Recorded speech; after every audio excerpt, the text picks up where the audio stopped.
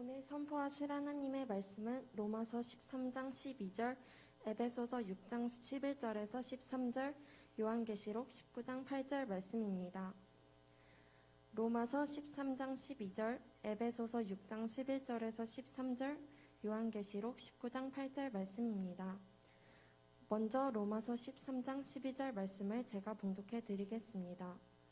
밤이 깊고 낮이 가까웠으니 그러므로 우리가 어둠의 일을 벗고 빛의 갑옷을 입자. 에베소서 6장 11절에서 13절 말씀입니다.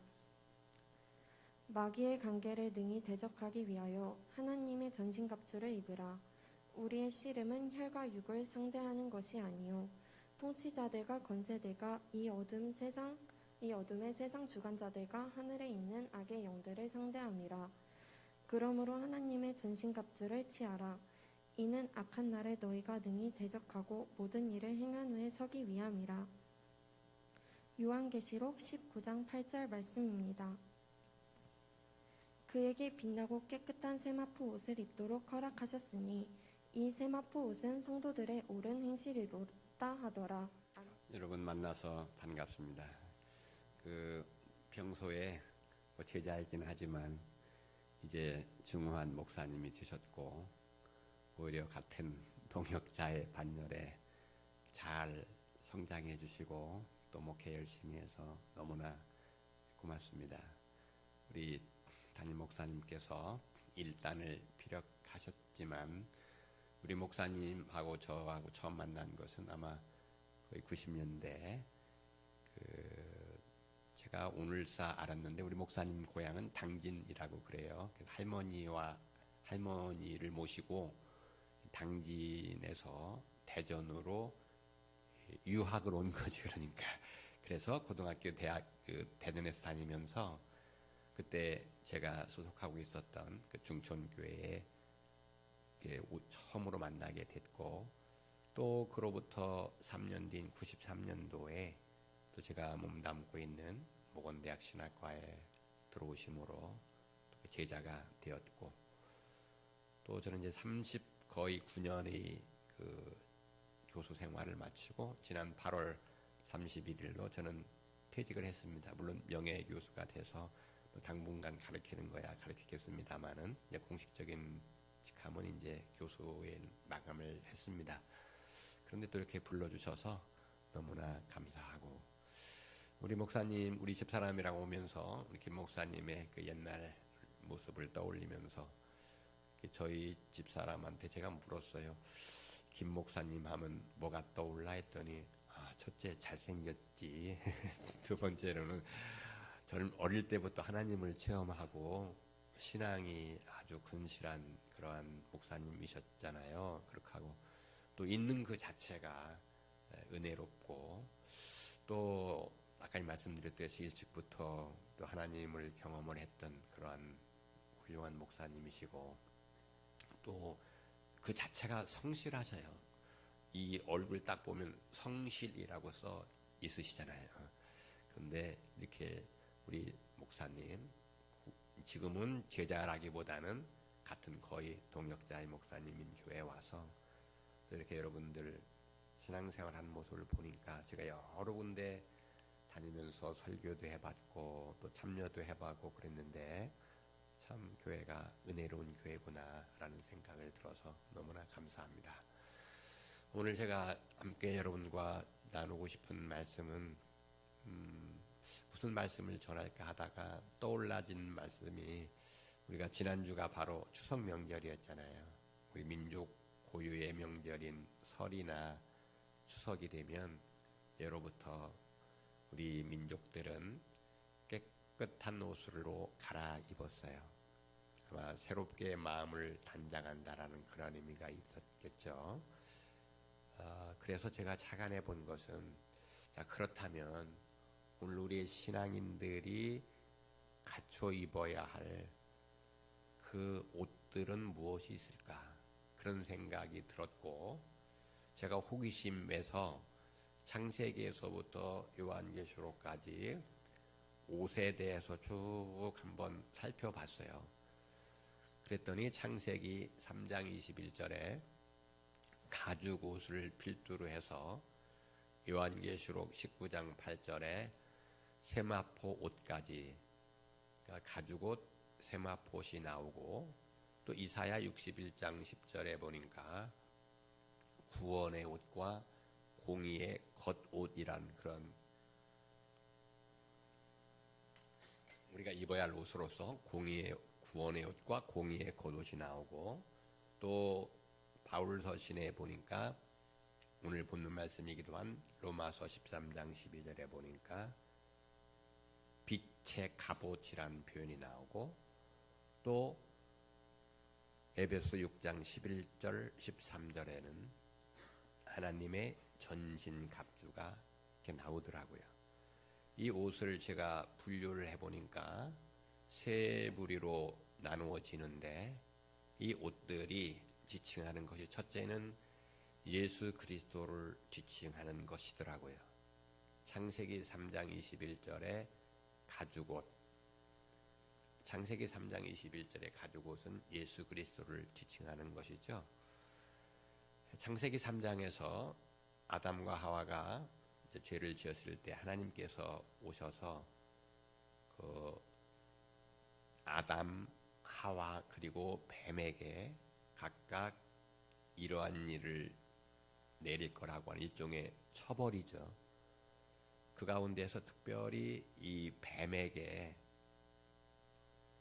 처벌을 내리는 내용이 뭐냐면은, 여인의 후손이 내 머리를 상하게 할 것이고 너는 여인의 후손의 발뒤꿈치를 상하게 할 거다, 이렇게 되어 있어요. 창세기 3장 15절은 예수 그리스도의 동정녀 탄생을 예견한 최초의 예언이죠. 그렇기 때문에 이스라엘에서는 아버지의 자손인데, 창세기 3장 15절에서 여인의 후손이라는 표현을 사용한 거예요. 여인의 자식이란 얘기죠. 왜 여인의 자식이냐면 동정녀 탄생이기 때문에 아버지가 없으니까 여인의 후손이 된 거예요. 3장 15절이 예수 그리스도를 지칭하는 것이고, 바로 아담과 하와를 내쫓으면서 하나님께서는 그들이 입고 있었던 무화과 나무로 지어진 옷은 비가 오면은 새고 해가 쨍쨍 내릴 때이면 말라서 그냥 없어지는 옷이죠. 불완전한 옷이에요. 하나님은 그들을 긍휼히 여겨서 가죽 옷을 지어 입히고 에덴 동산에서 쫓아냈죠. 여기서 우리가 아셔야 할 것은, 아담과 하와를 입혔던 가죽 옷이 만들어지기 위해서는 양이나 염소의 죽음이 있었다는 얘기죠. 왜 양이나 염소의 가죽으로 가죽 옷을 입히니까요. 바로 아담과 하와를, 죄지은 아담과 하와를 입혔던 가죽 옷을 낳게 만든 양과 염소, 이게 바로 예수 그리스도죠. 이것을 요한복음 1장 29절에서는 보라, 세상 죄를 지고 가는 하나님의 어린 양이다, 이렇게 표현하잖아요. 그리고 실제로 예수님께서는 유월절 어린 양으로서 속죄양으로 돌아가셨죠. 자, 창세기 3장 21절이 예수 그리스도를 지칭하는 것이라는 것을 말씀드리고 싶은 것이고, 그 다음에 로마서 13장 12절도 예수 그리스도를 지칭하는 건데, 이건 조금 이따 설명드리도록 하겠고, 그 다음에 이사야서 61장 10절에 첫 번째 나오는 구원의 옷, 구원의 옷과 공의의 겉옷이라고 되어 있는데, 구원의 옷이 예수 그리스도를 지칭하는 것입니다. 그 다음에 두 번째로 에베소 6장 11절 13절에 나오는 하나님의 전신갑주는 우리가 마귀와 싸워야 할 영적인 전쟁에서 그걸 대비하기 위한 일종의 전투복이라고 볼 수가 있겠죠. 그리고 요한계시록 19장 8절에 나오는 세마포 옷은 거기에 설명이 되어 있듯이 성도들의 옳은 행실이다. 그래서 우리의 본을 보여야 함을 의미하는 것이죠. 그래서 저는 오늘 이 시간 이 세 가지를 로마서 13장 12절, 에베소 6장 11절 13절, 요한계시록 19장 8절에 나오는 소위 빛의 갑옷, 하나님의 전신 갑주, 그 다음에 세마포 옷, 이 세 가지의 의미에 대해서 살펴보고자 하는 것입니다. 좀 전에 말씀드렸듯이 로마서 13장 12절에 빛의 갑옷이 무엇을 지칭하는 것이냐, 이것은 그 전후 문맥을 보면 알 수가 있는데, 로마서 13장 11절에 이렇게 시작해요. 또 너희가 이 시기를 알거니와 자다가 깰 때가 벌써 되었으니 이는 우리의 구원이 처음 믿었을 때보다 가까워왔습니다. 그러면서 밤이 깊고 낮이 가까웠으니 어둠의 일을 벗어버리고, 즉 어둠의 행실을 벗어버리고 빛의 갑옷을 입자. 그러면서 낮에와 같이 단정히 행하고 방탕하거나 술 취하지 말며 음란하거나 호색하지 말며 다투거나 시기하지 말고 14절에 가서 오직 예수 그리스도로 옷 입고 정욕을 위하여 육신의 일을 동무하지 말라, 이렇게 돼 있어요. 그러니까 14절에 예수 그리스도로 옷 입고 이렇게 돼 있어요. 그러니까 빛의 갑옷은 곧 예수 그리스도를 옷 입는 걸 얘기하는 거예요. 성도 여러분, 예수 그리스도를 옷 입는다라는 것이 무슨 의미일까? 이것은요, 고대 이스라엘의 사고방식에는 의인이나 특별히 선지자들에게 있어서 이 옷에는 아주 신비한 능력이 깃들어져 있다고 여겼습니다. 누가복음 8장 보면, 누가복음 8장 40절에서 56절에 보면 해당 장 야이로가 12살 난 자기 딸애를 거의 죽게 되었으니 와서 살려달라고 해서 그 야이로의 집에 가는 길에 누가복음 8장 42절에서 48절에 보면 12의 혈루증 앓는 여인이 다가와서 예수 그리스도의 옷을 만집니다. 그러자 만지는 즉시 12의 혈루증이 나았습니다. 누가복음 8장 44절에 나와 있죠. 그런데 46절에 보니까 예수님께서 돌아다 보시면서 이렇게 얘기합니다. 누가 내 옷을 만졌느냐? 내가 방금 내 능력이 나에게서 빠져나간 것을 내가 느꼈다, 이렇게 얘기하는 거죠. 그러니까 의인의 옷, 선지자의 옷에는 신비한 능력이 깃들어져 있다라는 얘기예요. 또 열왕기하 2장에 보면 여러분 잘 아시는 엘리야 제자가 엘리사가 있었죠. 이 엘리사가 엘리야한테 간구한 게 뭐예요? 나는 딱도 말고 덜도 말고 스승님이 경험했던 그 영감보다 2배 갑절의 영감을 나는 원합니다. 그때 엘리야가 내가 승천하는 모습을 내가 보게 되면 그 능력을 얻게 될 거다. 결국은 엘리야가 승천하면서 엘리사에게 전해준 게 뭐예요? 누더기 옷 하나가 떨어졌죠. 엘리야의 옷이에요. 이 엘리야의 누더기 옷을 가지고 처음에 엘리사는 실망했어요. 근데 이 옷을 가지고 앞에 요단강 앞에 왔을 때 이 옷을 가지고 요단강을 치자 요단강 물이 갈라졌다라고 열왕기하 2장 13절 14절에 나와 있어요. 제가 얘기하고 싶은 요지는 뭡니까? 의인의 옷이나 선지자의 옷에는 신비한 능력이 깃들어져 있다는 거예요. 예수 그리스도로 옷 입는다라고 하는 것은 예수께서 가지고 계신 능력을 내가 입는다는 거예요. 가능할까요? 가능하죠.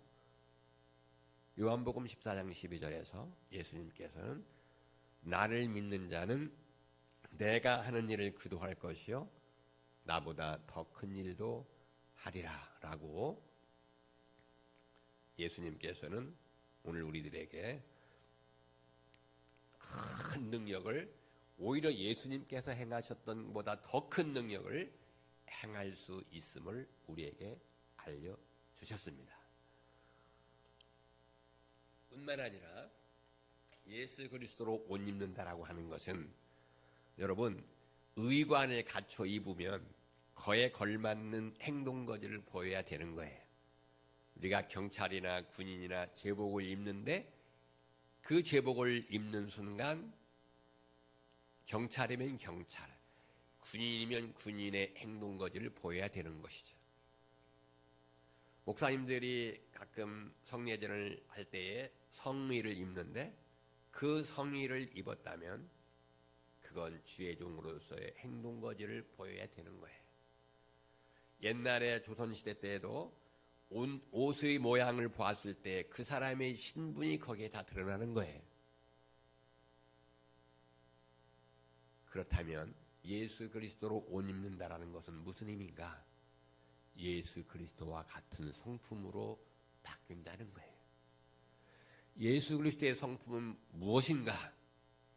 예수님께서 마태복음 11장 28절 29절에 이렇게 얘기합니다. 여러분 잘 아시는 수고하고 무거운 짐진 자들아 다 내게로 오라 내가 너희를 편히 쉬게 하리라. 그러면서 29절에 나는 마음이 온유하고 겸손하니 나의 멍에를 베고 내게 배우라. 예수님께 스스로 뭐라고 했어요? 나는 마음이 온유하고 겸손하다. 예수님이 자기 자신을 온유하고 겸손하다고 했어요. 빌립보서 2장 5절에서 8절까지 사도 바울은 너희 안에 이 마음을 품으라. 곧 그리스도 예수의 마음이니 그는 근본 하나님의 본체시나 하나님과 동등됨을 취할 것으로 여기지 아니하시고 오히려 자기를 비워 종의 형체를 가지사 사람의 모양으로 종의 모양으로 나타나시고 사람의 모양으로 나타나사 자기를 낮추시고 죽기까지 복종하셨으니 곧 십자가에 죽으심이라 이렇게 돼 있어요.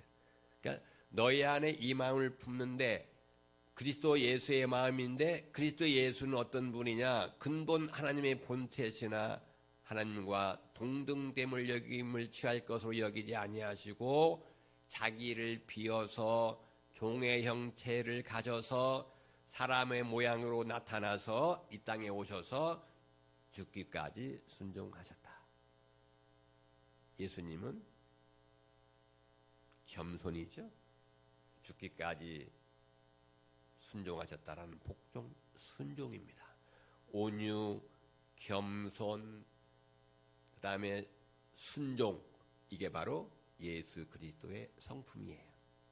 우리가 예수 그리스도로 옷 입는다라고 하는 것은 예수님의 능력을 우리가 입는다는 의미뿐만 아니라 예수님과 같은 성품으로 변화되어져야 되는데 예수님의 성품은 온유와 겸손과 순종이다. 이게 바로 빛의 갑옷을 입는 것이고 이것이 바로 가죽 옷을 입는 것이고 이것이 바로 구원의 옷을 입는 것입니다. 두 번째로 에베소 6장 11절 13절에 보면 하나님의 전신갑주가 나오죠. 10절부터 보면은 끝으로 너희가 주 안에서와 그의 힘의 능력으로 강건하여지고 마귀의 계계에 능히 대적하기 위하여 하나님의 전신갑주를 입으라. 우리의 씨름은 혈과 육을 상대로 하는 것이 아니요 통치자들과 권세자들과 이 어둠의 땅의 세력들과 또 하늘의 악한 영을 상대로 함이라. 그러므로 하나님의 전신갑주를 취하라. 이는 우리가 이 약한 날에 능히 대적하고 모든 일을 행한 후에 서기 위함이라. 그렇게 해놓고 14절부터 우리가 입어야 할 전신갑주를 쭉 열거하죠. 서서 진리의 띠를 띠고 의의 흉배, 지금의 개정개혁은 호심경으로 바뀌었습니다마는 의의 흉배, 의의 호심경을 차고, 그죠? 그 다음에 믿음의 방패를 가지고 또 평안의 복음으로 얘기한 신을 신고 믿음의 방패를 가져서 모든 악한 자의 화전을 소멸하고 구원의 투구를 쓰고 성령의 검, 곧 하나님의 말씀을 가져라 라는 것이 에베소 6장 14절에서 7절에 나와 있는 우리가 전투복을 입을 때에 갖춰야 할 자세에 대해서, 갖춰야 할 것들에 대해서 6가지를 설명하고 있는 거예요. 첫 번째가 진리의 띠를 띠라는 것이죠. 자, 이건 허리를 보호해 주는 거예요. 옛날 군인들 가면, 그리고 역도 선수를 보면 이렇게 큰 거를, 허리띠를 딱 차잖아요.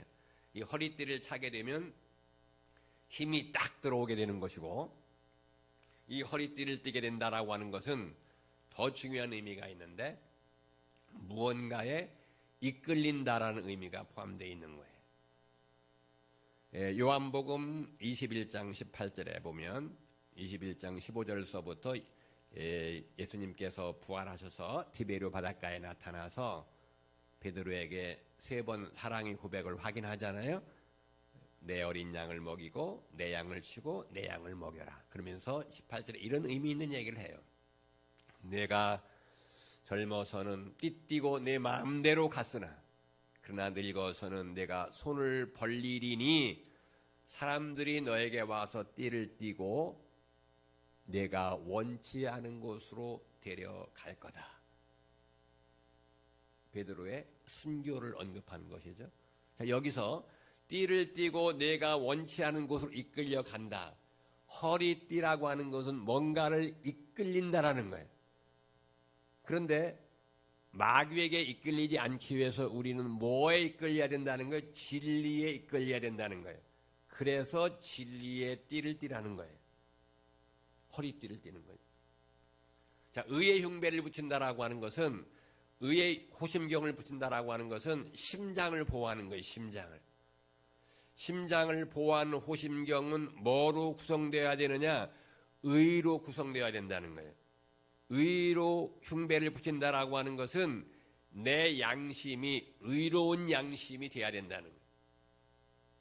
의로운 양심으로 무장되어져야 된다는 거예요. 이게 마귀에 대적하는 도구가 된다라고 하는 거예요. 그 다음에 평안의 복음으로 예비한 신을 신어라. 평안의 신을 신어라. 자, 신발이라고 하는 건 발을 보호하는 거죠. 발. 성경에 보니까 이 별로 은혜롭지 못한 2종류의 발이 나오고 우리가 바람직한 발이 한 종류가 나오는데, 첫 번째 발은 잠언서 6장 16절에서 19절에 보면 나와요. 하나님께서 미워하시는 것,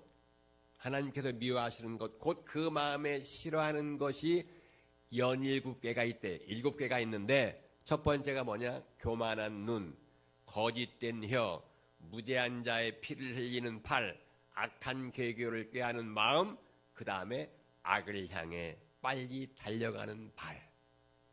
이 발이 가만 놔두게 되면 악을 향해 달려갈 수밖에 없어요. 근데 이거 싫어한다는 거죠. 또 로마서 3장, 제가 약간 목에 좀 있어가지고 제가 자꾸 물을 마시게 돼서 죄송합니다. 코로나는 아니니까 걱정하지 마시고. 로마서 3장 10절부터 18절에 보면 제 아래에 있는 사람들의 인간의 성품을 쭉 얘기하는 가운데 이렇게 설명하고 있어요. 바울은 의인은 없나니 하나도 없으며 깨닫는 자도 없고 하나님을 찾는 자도 없고 다 함께 치우쳐 무익하게 되고 선을 행하는 자 없으니 하나도 없도다. 그들의 목구멍은 열린 무덤이고 그의 혀로는 속임을 일삼으며 그 입술에는 독사의 독이 있고 그 입은 저주와 악독이 가득하며 그 발은 피 흘리는데 빠른지라. 악을 향해 달려가는 발, 피를 향해 달려가는 발. 이건 바람직스럽지 않은 발이에요. 그런데 우리가 예수 그리스도를 모르는 사람들은 주로 이를 향해서 이 발이 달려가고 있는 거예요. 가장 바람직스러운 발이 있는데 그것은 로마서 10장 15절에 나와 있죠. 아름답도다 좋은 소식을 전하는 자의 발이요. 이사야서 52장 7절의 말씀을 그대로 사도 바울이 인용을 한 것이죠. 이게 바로 뭡니까? 좋은 소식을 전하는 자의 발이요. 복음 전하는 발이죠. 우리가 하나님의 영적인 싸움을 위해서 전투복을 입어야 될 때에 신발을 신을 것은 평안의 복음의 신을 신어야 되는데, 평안의 복음의 신을 신는다라고 하는 것은 제가 지금 말씀드린 대로 복음을 전하는 데에 이 발이 사용되는 것, 이 자체가 마귀하고의 싸움에서 이길 수 있는 무기가 마련되는 거라고 볼 수 있는 것이죠. 그래서 평안의 복음으로 예비한 신이에요. 그 다음에 믿음의 방패를 가져라. 방패라고 하는 것은 우리 전신을 가리는 거죠. 방패를 앞세우고 몸을 숨기지 않습니까? 근데 왜 믿음의 방패냐? 사탄은 항상 우리에게 무엇을 불러일으키냐면 의심을 불러일으키는 거예요. 의심이 일고 나면 그냥 우리는 무너지는 거예요. 야, 네 남편 변할 것 같니? 안 변해. 기도한다고 될 것 같니? 안 돼. 우리로 하여금 수많은 의심을 불러일으키는 거예요.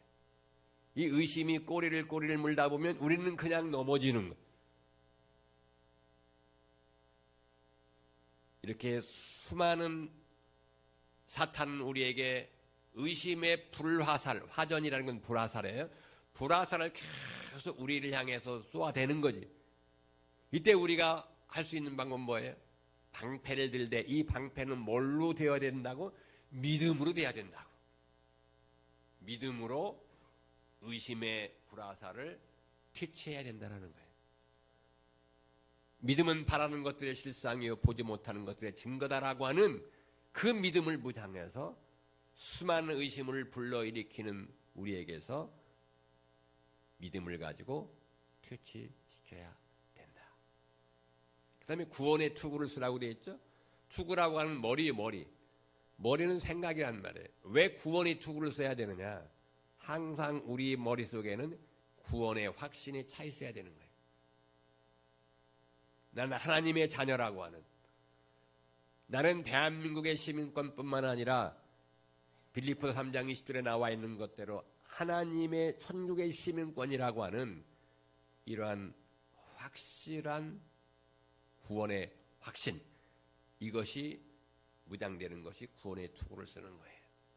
그리고 맨 마지막에 성령의 검을 가지래요.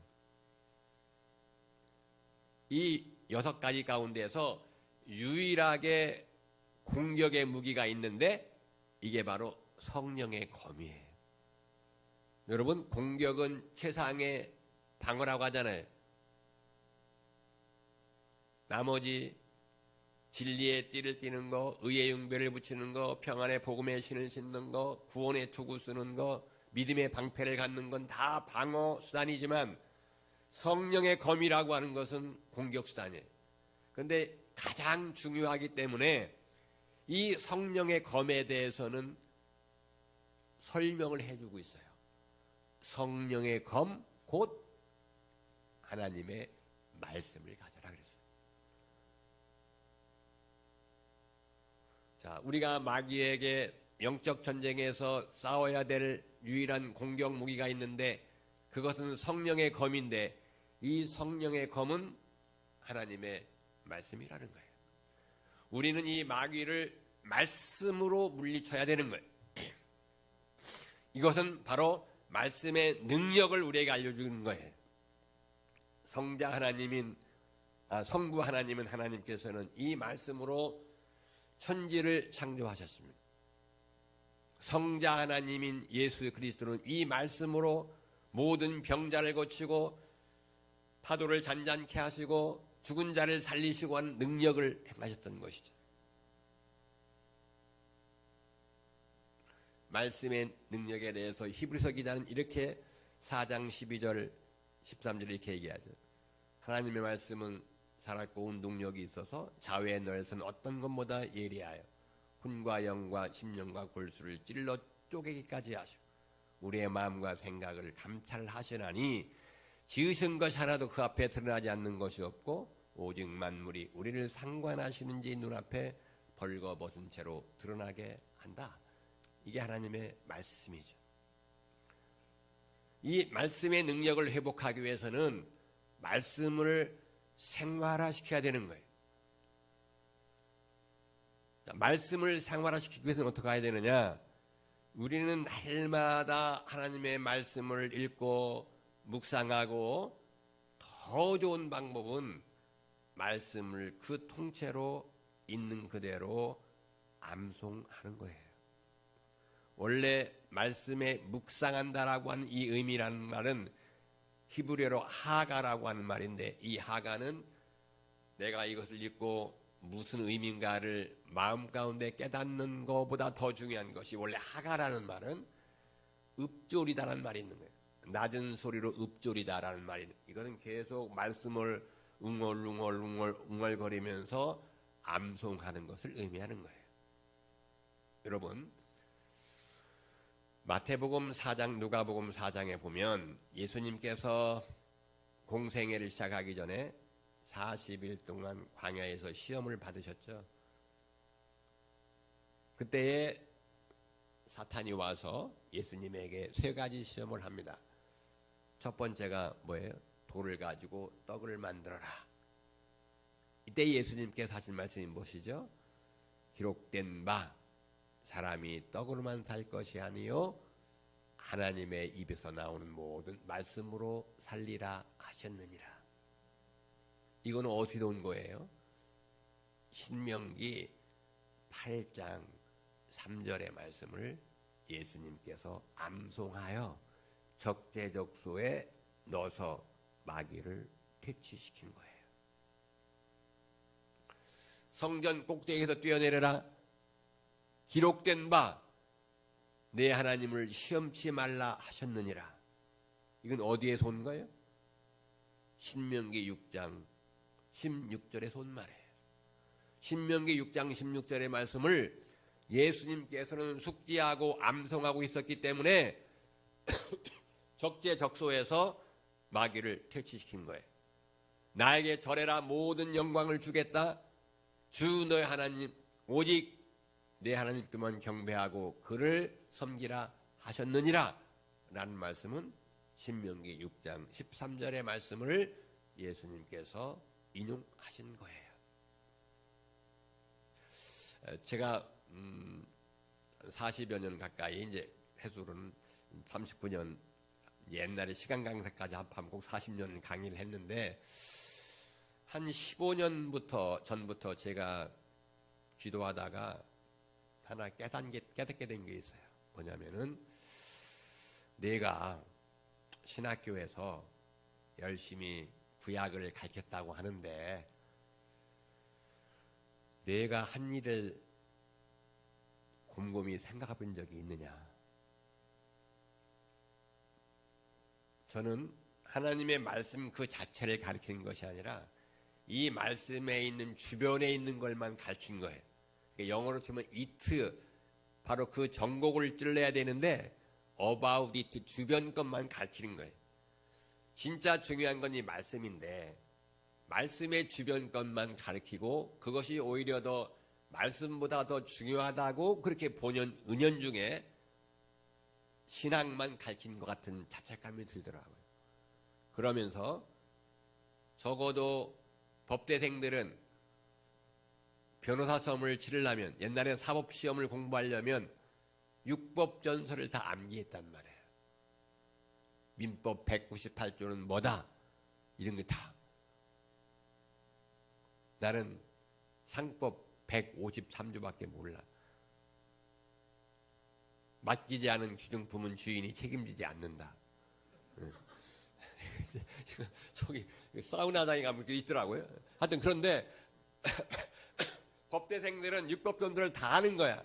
근데 우리 신학교의 교수는 더군다나 나는 성서신학이고 말씀을 가리키는 옛날에 성경 선생인데 말씀을 너무 모르는 게 아니냐.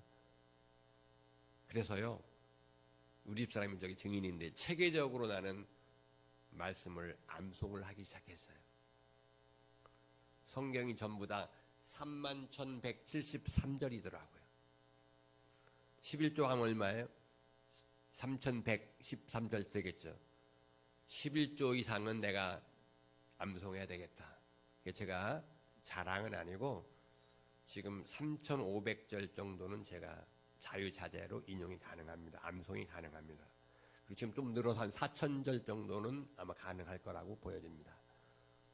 저는요, 기관에서 목회를 했기 때문에 영성 유지를 위해서 하루에 1시간씩은 자꾸 암송을 해야 안 잊어버려요. 반복하고 오늘이 예를 들면 며칠에 18일이다. 그러면은 뭐 잠언서 같은 게 18장, 그다음에 시편 18편, 그다음에 뭐 마태복음 18장 그렇게 해서 계속해서 1시간 이상을 제가 암송을 하고 다시 되풀이하고 새로운 암송을 또 읽다가 암송하고 1시간 이상을 기도합니다. 1시간 성경 암송, 1시간 기도 뒤에야 나는 하루의 일과를 시작합니다.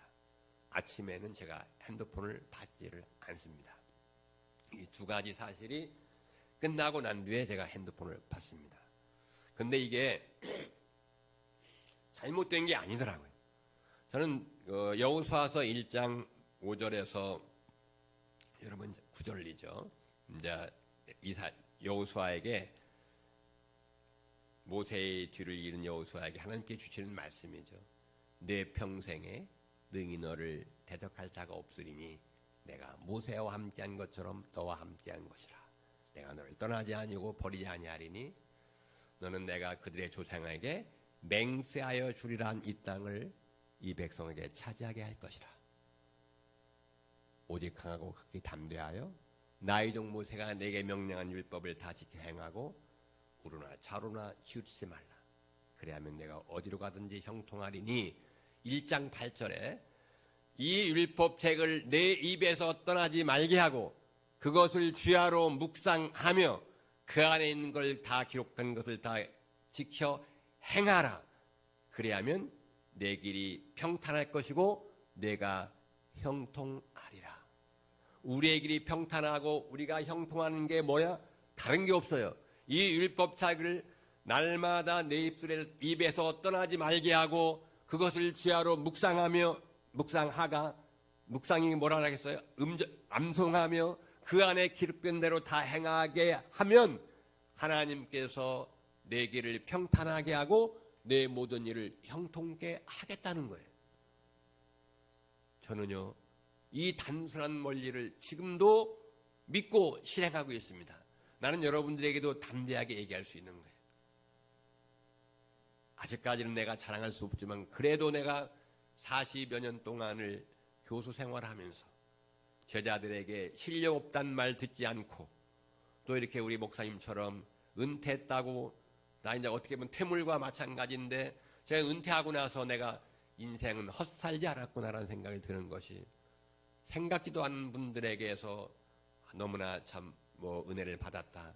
너무나 참 고마웠다. 더 있어야 되는데 그런 얘기를 하면서 저 요즘에 식사 대접을 받고 전화도 오고 문자도 받고 여러 가지 하면서 내가 실패한 삶을 살지 않았구나라는 것을 느낄 수 있게 되는 것은 하나님께서 빈농의 아들로 태어난 나를 이렇게 세워주시고 한 것들이 지금 말씀드린 대로 단순하게 하나님 말씀을 가까이 하고 암송하고 할 때 자연적으로 따라오는 능력이더라 이 말이죠.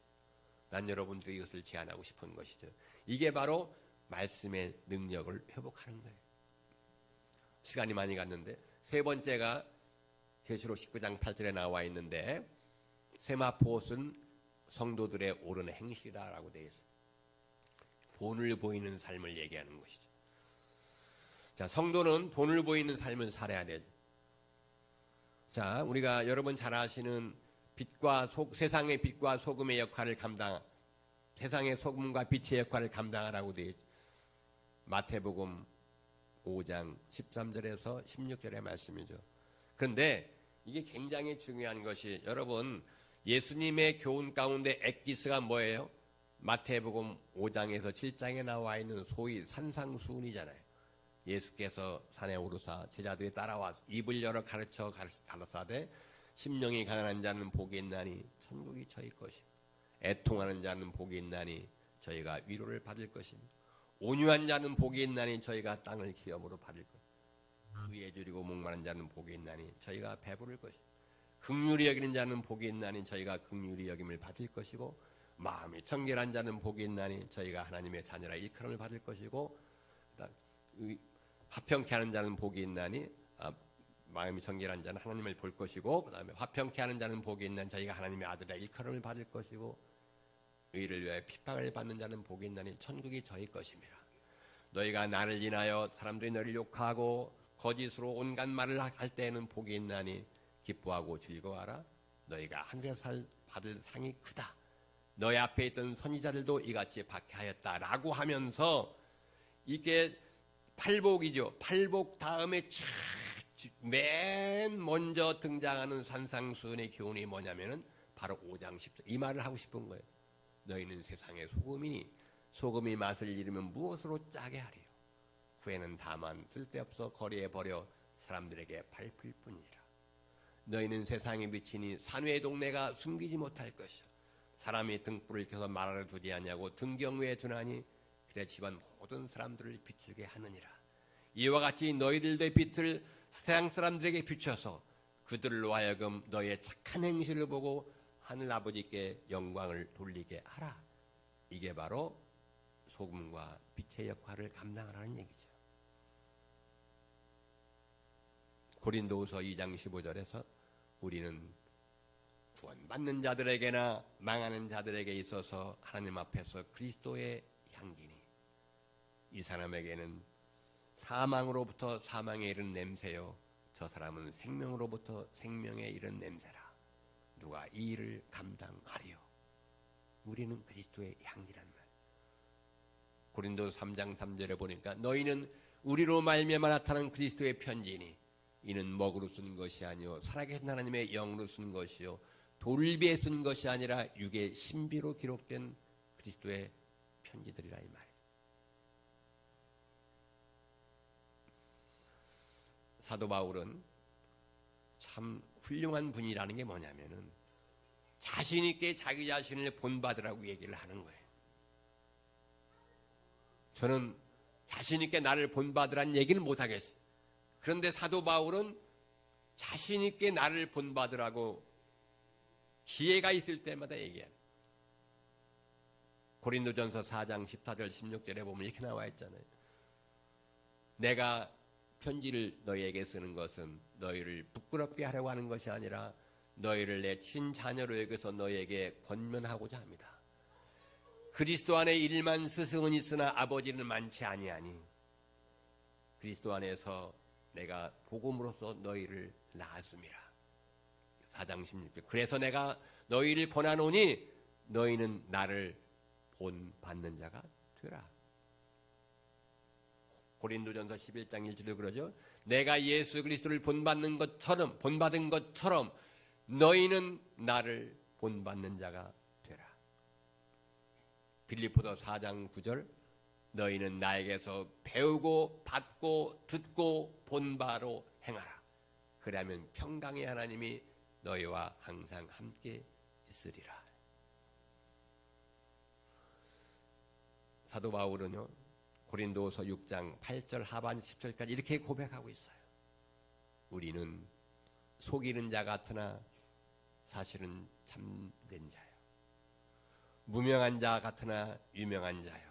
죽은 자 같으나 보라 우리가 살아있고 징계를 받는 자 같으나 죽임을 당하지 아니하고 근심하는 자 같으나 항상 기뻐하며 가난한 자 같으나 많은 사람을 부유케 하고 아무것도 없는 자 같으나 실상은 모든 것을 가진 자로다.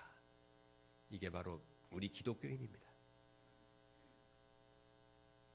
이 가을 이 의미 있는 추석 명절 지나면서 우리는 신앙인으로서 예수 그리스도로 옷 입어서 예수 그리스도의 능력을 다시 회복하고 그리스도의 성품으로 변화되어지며 마귀에게 능히 대적하기 위한 다른 건 다 몰라도 성령의 검, 말씀의 능력을 회복하고 말씀을 더 가까이하여 말씀을 생활화하며 그리스도의 작은 그리스도의 빛된 생활을 영위해가는 그래서 하나님으로부터 다 인정받을 수 있는 아름답고 풍성한 가을이 되었으면 고맙겠습니다.